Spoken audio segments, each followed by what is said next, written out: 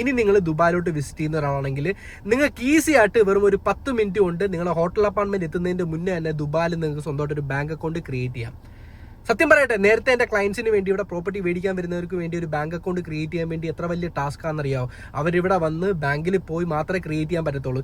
ഇനി നിങ്ങൾ എയർപോർട്ടിൽ വന്ന് നിങ്ങൾ പുറത്തിറങ്ങുമ്പോൾ തന്നെ നിങ്ങൾക്ക് ദുബായിൽ സ്വന്തമായിട്ട് ഓൺ അക്കൗണ്ട് ക്രിയേറ്റ് ചെയ്യാൻ പറ്റും. ഇതിലൂടെ തന്നെ നിങ്ങൾക്ക് ഇവിടെ ഒരു കാർഡ്, ഡെബിറ്റ് കാർഡ് കിട്ടും. അത് യൂസ് ചെയ്ത് ഇവിടുത്തെ ട്രാൻസാക്ഷൻസ് എല്ലാം നടത്താം. എന്ന് വെച്ച് കഴിഞ്ഞാൽ നിങ്ങൾ ഇവിടെ വന്നിറങ്ങിയിട്ട് നിങ്ങൾക്ക് സ്വന്തമായിട്ട് ഒരു പ്രോപ്പർട്ടി മേടിക്കണമെങ്കിൽ നിങ്ങളുടെ ഡെബിറ്റ് കാർഡ് യൂസ് ചെയ്ത് നിങ്ങൾക്ക് പ്രോപ്പർട്ടി മേടിക്കാം. നിങ്ങളിപ്പോൾ US, കാനഡ, UK എന്ന് വരുന്ന ഒരാളാണെങ്കിൽ നിങ്ങളുടെ അവിടുത്തെ അക്കൗണ്ടിൽ നിന്ന് ഇവിടുത്തെ ദുബായ് അക്കൗണ്ടിനകത്തോട്ട് കാശ് ട്രാൻസ്ഫർ ചെയ്തിട്ട് നിങ്ങൾക്ക് ആവശ്യം പോലെ തന്നെ അത് സ്പെൻഡ് ചെയ്യാനുള്ള ഒരു ഓപ്ഷനാണ് ദുബായ് ഗവൺമെന്റ് കൊണ്ടുവന്നിരിക്കുന്നത്. നിങ്ങൾക്ക് ദുബായിൽ സ്വന്തമായിട്ട് ഒരു അക്കൗണ്ട് ഉള്ളത് വളരെ ബെനിഫിഷ്യൽ ആണ്. കാരണം വേറെ ഒന്നുമല്ല, ടാക്സ് കൊടുക്കാത്ത കാശ് നിങ്ങൾക്ക് ഈസി ആയിട്ട് ഇവിടെ സ്പെൻഡ് ചെയ്യാൻ പറ്റും. അത് മാത്രമല്ല, നിങ്ങളുടെ ഇവിടെ വന്നിറങ്ങി നിങ്ങൾ ഇവിടെ ടൂറിസ്റ്റ് ആയിട്ട് വന്ന് എൻജോയ് ചെയ്തിട്ട് തിരിച്ചിപ്പോൾ US, കാനഡയിലോട്ടോ തിരിച്ചു പോവുകയാണെങ്കിലും ആ കാർഡ് നിങ്ങൾക്ക് അവിടെ നിന്നും യൂസ് ചെയ്യാൻ പറ്റും. സോ അതുകൊണ്ട് തന്നെ ഇനി ഈസി ആയിട്ട് നിങ്ങൾക്ക് ദുബായിൽ ഒരു പ്രോപ്പർട്ടി മേടിക്കാം.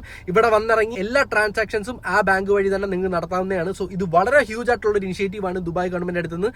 സത്യം പറയട്ടെ, ദിസ് വിൽ ചേഞ്ച് everything.